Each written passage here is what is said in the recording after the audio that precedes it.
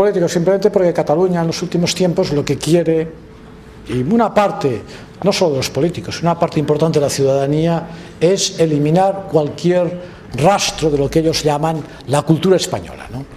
Entonces se han inventado que los toros es una cosa que tiene que ver con la cultura española y por lo tanto han intentado eliminar esta injerencia de lo que ellos consideran una cultura extranjera en su región, ¿no? Eso es totalmente falso porque hace pocos años, en los años 50, Barcelona era la plaza de toros más importante del mundo, la que pagaba más a los toreros, la que había más corridas, por lo tanto es un invento, ¿no? Es un invento que ellos han tomado, pero bueno, como el nacionalismo es un invento sobre todo, es decir, es un invento de la historia y de todo, es una especie de fantasía, ¿eh? No tiene nada que ver con la realidad, pues les ha ido fantástico. No ha sido por unas cuestiones animalísticas.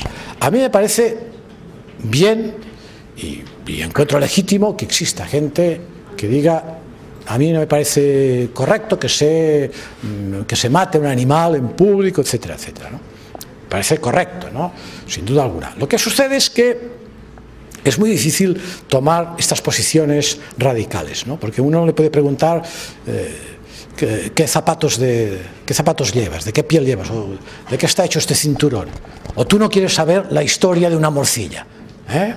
Es decir, quiero decir que a veces estas posiciones puritanas, sí que hay gente que es verdad que lo lleva a extremos que son coherentes. Dices que yo solo soy vegetariano y por lo tanto no quiero que se maten animales. Eso en la consideración de que las plantas no sean una forma de vida, también había que hablar de ello. Pero en fin, en general estas cosas tienden a ser un poco sectarias, ¿no? Y tratar de inquirir, en una cierta forma inquisitorial, liquidar una actividad porque a ti no te gusta, porque no crees que es moral, y por lo tanto la gente que asiste allí considerar que son una pandilla de torturadores y asesinos, me parece, diríamos, una mirada inquisitorial. Insisto que me parece muy legítima la defensa de los animales, ¿eh?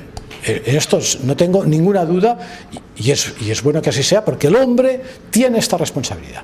Como ser, sin duda alguna, superior en la naturaleza, tiene la obligación de cuidar de la naturaleza que ha encontrado, animales y plantas, todos los seres vivos. Tanto tenemos esta responsabilidad. Tanto, si podemos hacer que los animales no sufran, muy bien. Lo que sucede es que la idea del sufrimiento es muy distinta. Nosotros aplicamos a los animales un sufrimiento que es el nuestro, pero claro, no tiene nada que ver seguramente con lo que sienten los animales. O sea, nosotros aplicamos el sufrimiento a una ostra, por poner yo por ejemplo, ¿no?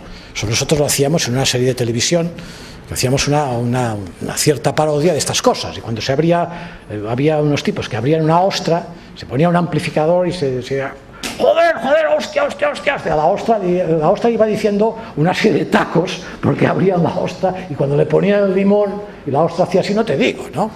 Entonces hay gente que esto cree que es real, ¿no? Que la ostra, cuando le pones el limón y hace así, y esto, pues lamentablemente no es así. El sufrimiento del animal es otra cosa que nada tiene que ver, pero el sufrimiento es la conciencia, sobre todo.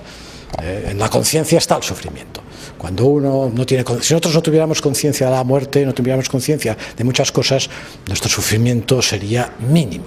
Cuando uno tiene conciencia de lo que puede significar, aquí viene la parte más importante del sufrimiento.